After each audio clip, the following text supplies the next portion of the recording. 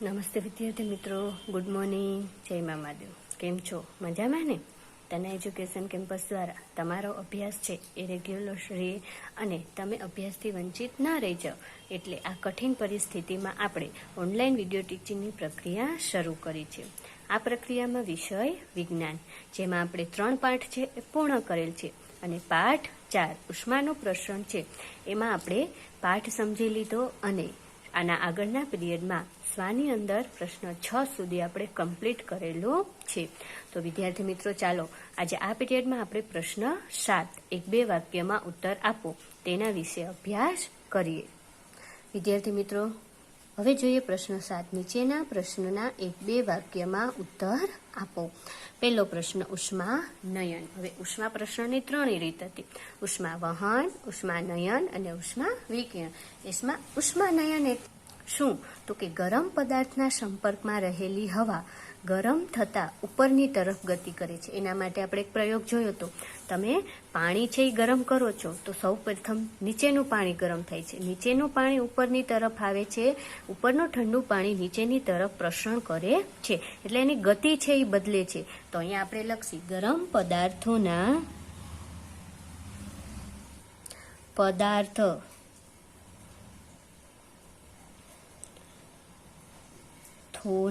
સંપર્કમાં રહેલી હવા ગરમ થતા ઉપર તરફ ગતિ કરે છે.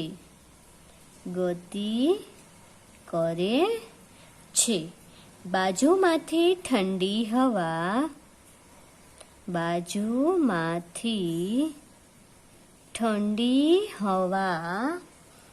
તેની જગ્યાએ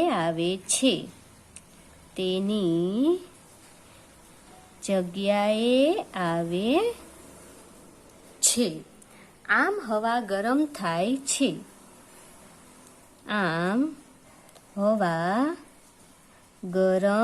થાય છે, જેને ઉષ્માનયન કહે છે. અહીંયા આપણે જેને ડેશ કરીએ છીએ પ્રશ્ન છે, જેને ઉષ્માનયન કહીએ છીએ. ત્યારબાદ છે ઉષ્મા વિકિરણ. ઉષ્મા વિકિરણ છે એ કોને કહેવાય વિદ્યાર્થી મિત્રો? તો કે સૂર્યમાંથી જે કિરણો આપણા સુધી પહોંચે છે તે કિરણને માધ્યમની જરૂર નથી, આથી તેને ઉષ્મા વિકિરણ કહે છે. તો આપણે લખીએ, સૂર્યમાંથી આપણા સુધી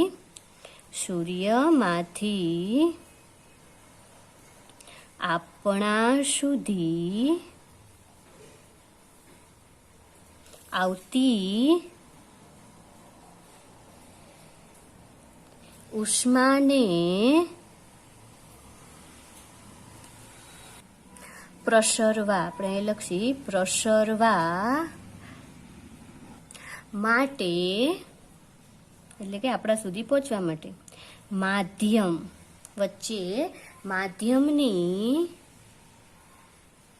જરૂર પડતી નથી. આ પ્રક્રિયાને ઉષ્મીય વિકિરણ કહે છે. હજી એકવાર જોઈએ કે સૂર્યમાંથી આપણા સુધી આવતી ઉષ્માને પ્રસરવા માટે માધ્યમની જરૂર પડતી નથી. આ પ્રક્રિયાને ઉષ્મીય વિકિરણ કહે છે. ત્યારબાદ જોઈએ વિદ્યાર્થી મિત્રો આપણે તાપમાન એટલે શું? તો વિદ્યાર્થી મિત્રો, મેં કીધું હતું કે તાપમાન એટલે તો કે પદાર્થના ગરમ કે ઠંડા હોવાનું પ્રમાણભૂત માપ આપે. તો કે પદાર્થના ગરમ કે ઠંડા હોવાનું તે પ્રમાણ માપ આપે છે. પ્રમાણભૂત માપન ને તાપમાન તરીકે ઓળખીએ છીએ। આજે એકવાર જોઈએ, પદાર્થના ગરમપણા કે ઠંડા હોવાનું પ્રમાણભૂત માપનને તાપમાન તરીકે ઓળખીએ છીએ। ત્યારબાદ વિદ્યાર્થી મિત્રો આપણે જોઈએ ચોથો, તાપમાનના એકમ જણાવો। તાપમાન છે થર્મોમીટરમાં શેના વડે માપવામાં આવે છે? તો કે તાપમાનનો એકમ આપણે શેના વડે માપીએ છીએ? તો કે અંશ શું આવે? સેલ્સિયસ છે।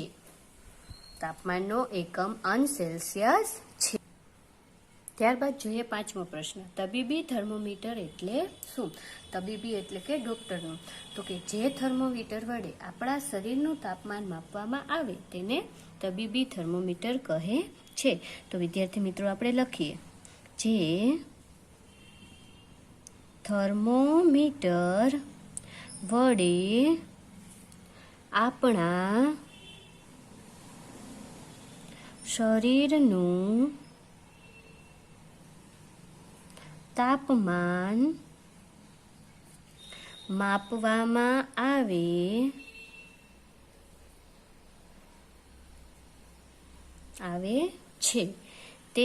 તેને તબીબી થર્મોમીટર કહે છે। કે જે થર્મોમીટર વડે આપણા શરીરનું તાપમાન માપવામાં આવે છે તેને તબીબી થર્મોમીટર કહે છે। ત્યારબાદ જોઈએ છઠ્ઠો પ્રશ્ન, આપણું શરીર આસપાસના વાતાવરણમાં ઉષ્માની કઈ પદ્ધતિથી મુક્ત કરે છે? ઉષ્મા કઈ પદ્ધતિ મુક્ત કરે છે આપણું શરીર? તો કે ઉષ્મા વિકિરણ। તો આપણે અહીંયા લખીએ, આપણું શરીર આસપાસના વાતાવરણમાં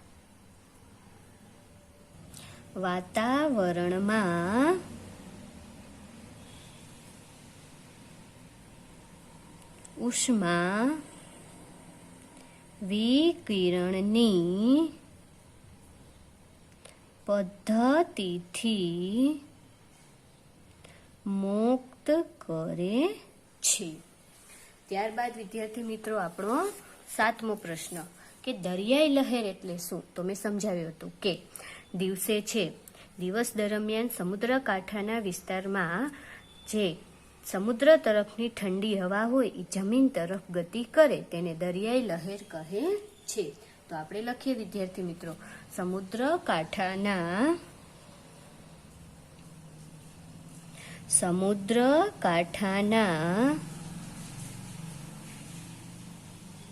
વિસ્તારમાં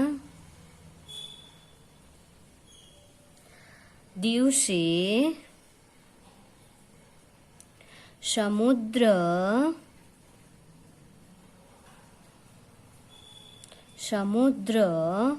પરથી ઠંડી હવા જમીન તરફ ગતિ કરે છે જેને દરિયાઈ લહેર કહે છે। સમુદ્ર કાંઠાના વિસ્તાર એટલે કે દરિયાઈ વિસ્તારમાં દિવસે સમુદ્ર પરથી જે ઠંડી હવા જમીન તરફ ગતિ કરે તેને દરિયાઈ લહેર કહે છે। ત્યારબાદ છે ભૂલહેર એટલે શું? તો કે દરિયાઈ લહેરનું વિરોધી કે રાત્રિના સમયે જમીન પરની ઠંડી હવા દરિયા તરફ ગતિ કરે। તો આપણે લખીએ, સમુદ્ર કાંઠાના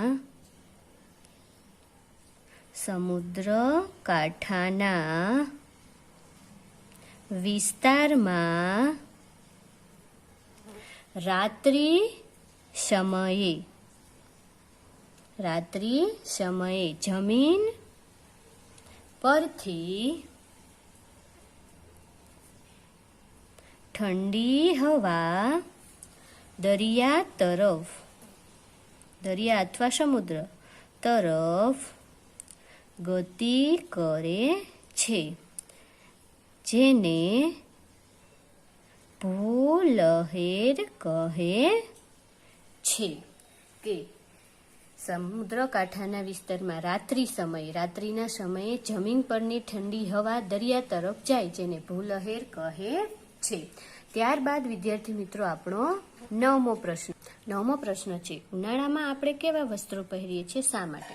હવે વિદ્યાર્થી મિત્રો, ઉનાળામાં આપણને ખૂબ ગરમી થાય છે, તડકો હોય છે, એટલે આપણે હળવા રંગના વસ્ત્ર પહેરીએ છીએ, જેમ કે સફેદ, જે ઉષ્માનું શોષણ ઓછું કરે છે. તો આપણે લખીએ, ઉનાળામાં આપણે હળવા રંગના, અહીંયા લખીએ વિદ્યાર્થી મિત્રો, ઉનાળામાં આપણે હળવા રંગના વસ્ત્રો પહેરીએ છીએ.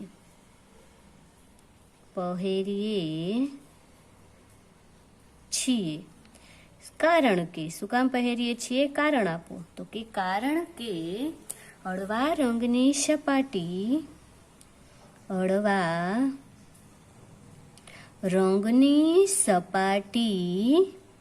ઉષ્માના મોટા ભાગનું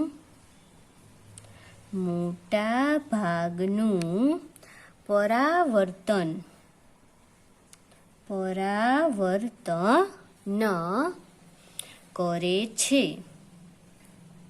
કરે છે. માટે ઉનાળામાં હળવા રંગના વસ્ત્રો આપણને આરામદાયક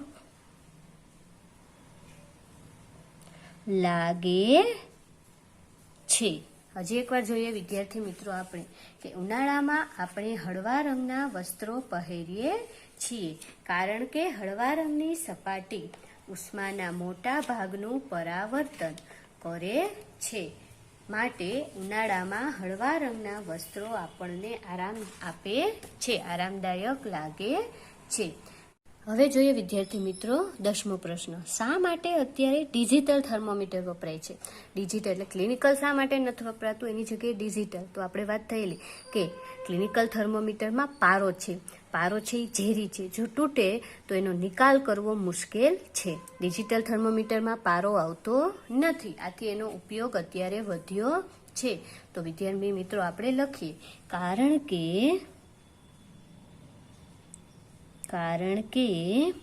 ક્લિનિકલ થર્મોમીટરમાં પારો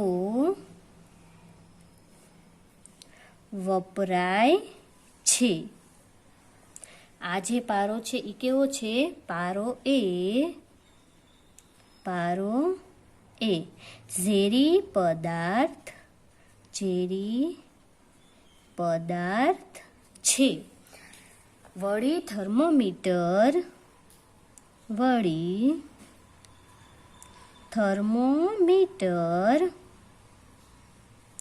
તૂટી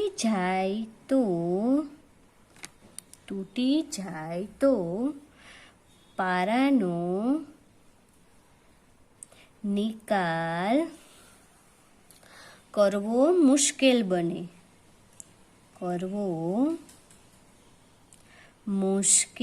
બને છે.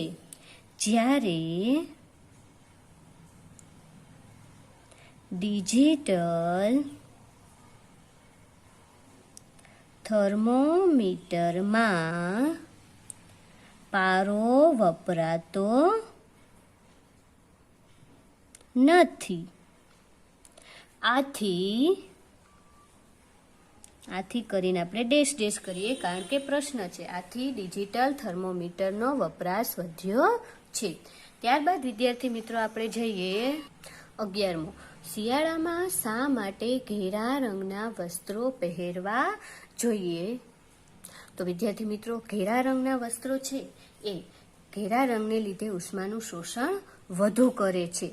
આથી આવા વસ્ત્રો પહેરવાથી શિયાળામાં આપણને હૂંફ આપે છે. જેમ કે કાળો કલર છે એ આપણને હૂંફ આપે. આથી ઘેરા રંગના વસ્ત્રો છે પહેરવાથી આપણને શિયાળામાં હૂંફ મળે. તો આપણે લખીએ, ઘેરા રંગના કપડાં, ઘેરા રંગના કપડાં એ ઘેરા રંગનું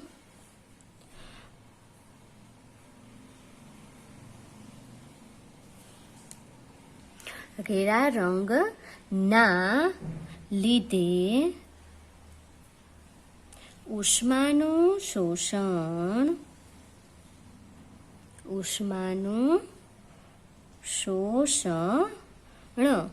વધુ કરે છે. આથી આવા રંગના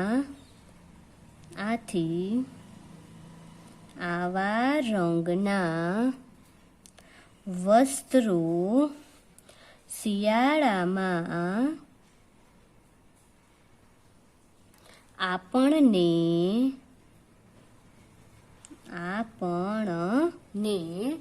હૂંફ આપે છે.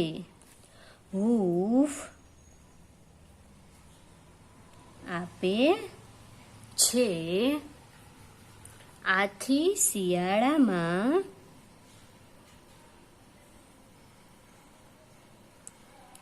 ઘેરા રંગના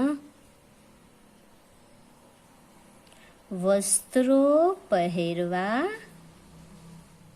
જોઈએ અથવા તો કપડાં પહેરવા જોઈએ. તો વિદ્યાર્થી મિત્રો, અહીંયા આપણો પ્રશ્ન 7 છે એ પૂર્ણ થાય છે. ત્યારબાદ વિદ્યાર્થી મિત્રો આપણે જોઈએ પ્રશ્ન 9. તફાવતના બે મુદ્દા આપો. એમાં પહેલું છે લેબોરેટરી થર્મોમીટર અને ક્લિનિકલ થર્મોમીટર. લેબોરેટરી થર્મોમીટર ક્યાં વપરાય? તો કે પ્રયોગશાળામાં, અને ક્લિનિકલ થર્મોમીટર માનવ શરીરમાં. તો આપણે પહેલો પોઈન્ટ એ લખી શકીએ. પહેલો પોઈન્ટ છે કે લેબોરેટરી થર્મોમીટર એટલે કે આ થર્મોમીટર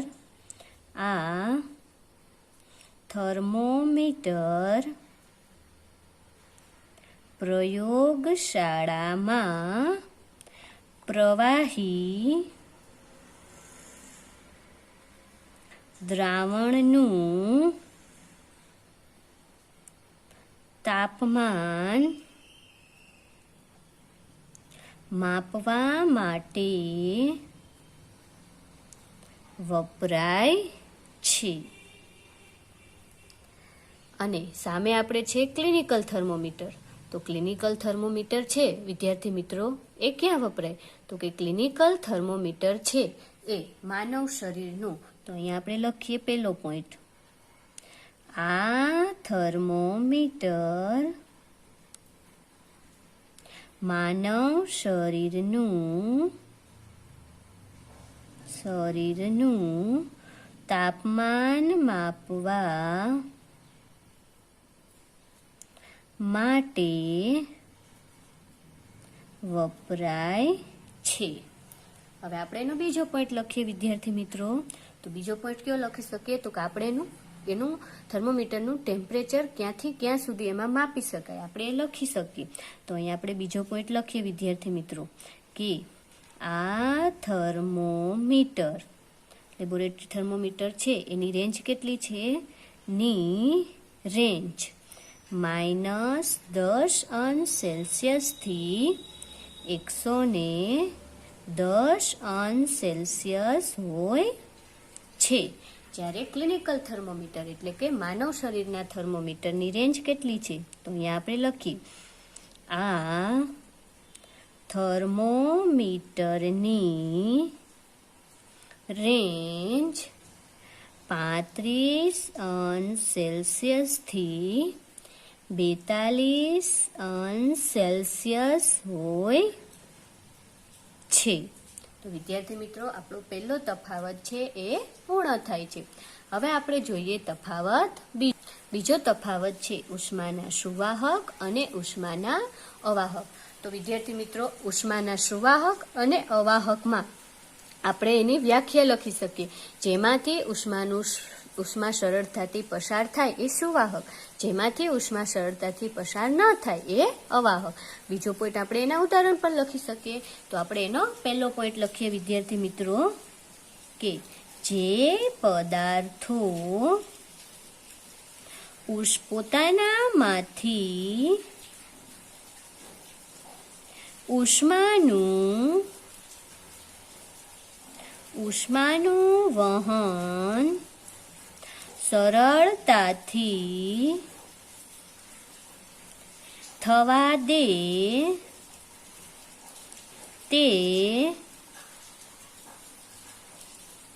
દે તેને ઉષ્માના સુવાહક કહે છે. ઉષ્માના સુવાહક આપણે ડબલ ઇન્વિટેડ કોમામાં લખીએ છીએ. અને સામે આપણે એનું અવાહક, તો સુવાહક છે એનું ઓપોઝિટિવ, વિરોધી અવાહક કે થવા દેતું નથી. તો આપણે અહીંયા લખીએ વિદ્યાર્થી મિત્રો કે જે પદાર્થો પોતાનામાંથી ઉષ્માનું વહન સરળતાથી થવા દેતું નથી તેને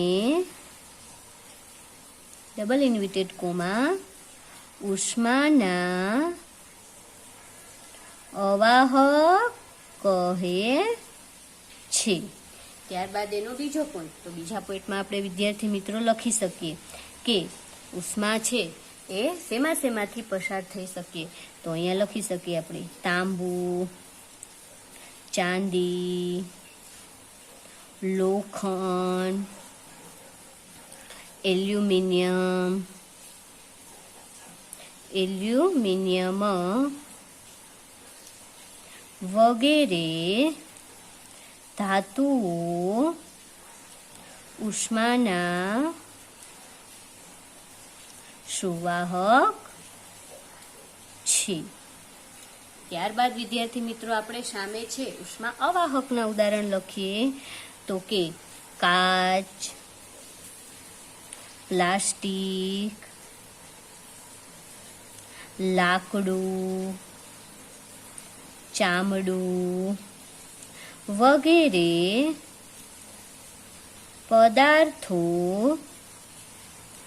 ઉષ્માના અવાહક છે. તો વિદ્યાર્થી મિત્રો, અહીંયા આપણે પ્રશ્ન 9 તફાવત છે એ પણ પૂર્ણ કરેલ છે. તમારે સારા અક્ષરે આ છે તફાવત તમારી સ્વાપોથીમાં લખવાના છે. અહીંયા આપણે પાઠ ચોથો છે એ પૂર્ણ થાય છે. આના પછીના પીરિયડમાં આપણે પાઠ 5 છે એનો અભ્યાસ કરશું. જય મા મહાદેવ.